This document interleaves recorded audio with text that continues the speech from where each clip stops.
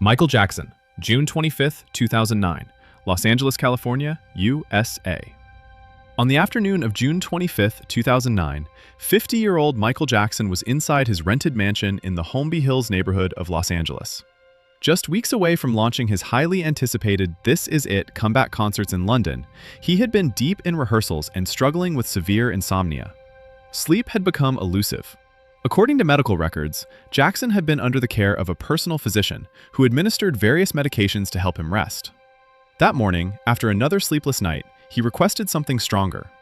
Inside the quiet bedroom, away from the movement of staff and security, he was given propofol, a powerful anesthetic typically used in surgical settings, not for treating insomnia. The house remained calm. Outside, the day carried on as normal in Los Angeles. Inside, time slowed. Shortly after the administration, Jackson fell unconscious. But this time, his breathing became dangerously shallow. Minutes passed. There were no hospital monitors, no anesthesiology team, no emergency safeguards that would normally accompany the use of such a drug. At approximately 12:21 p.m., a 911 call was placed. The caller reported that Jackson was not breathing. Paramedics arrived quickly. They found him unresponsive. CPR was initiated immediately as he was transported to Ronald Reagan UCLA Medical Center. Despite extensive efforts, he was pronounced dead at 2:26 p.m. The investigation that followed revealed a fatal combination of medications in his system, with propofol identified as the primary cause. His physician was later convicted of involuntary manslaughter for administering the drug in a non-medical setting without proper monitoring. Jackson had spent decades performing on the world's largest stages, under lights, in front of thousands.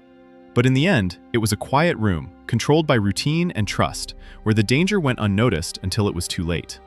A global icon, surrounded by anticipation for a return, was instead lost in a moment meant to bring rest. And in that silence, the final performance never came. February 11, 2012, Beverly Hills, California, Whitney Houston.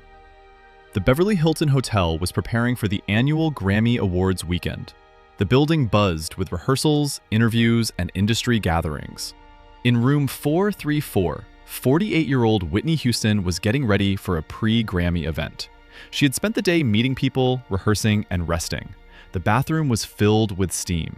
The tub had been drawn. At some point in the afternoon, Whitney entered the bathtub. Toxicology reports later revealed the presence of cocaine in her system, along with heart disease, factors that significantly increased risk in water. The danger was quiet and gradual. Investigators believe she suffered a cardiac event while in the tub. She slipped beneath the surface, unconsciously. Water overflowed slightly. The room remained otherwise undisturbed. Hours later, her body was discovered submerged. Emergency responders attempted resuscitation, but she was pronounced dead at the scene. The official cause, accidental drowning, with heart disease and drug use as contributing factors. There were no signs of struggle, no attempt to escape, just a still bathroom in a luxury hotel during one of music's biggest weekends. Downstairs, preparations for celebration continued. Upstairs, one of the most powerful voices in music history had gone silent, without warning and without a sound.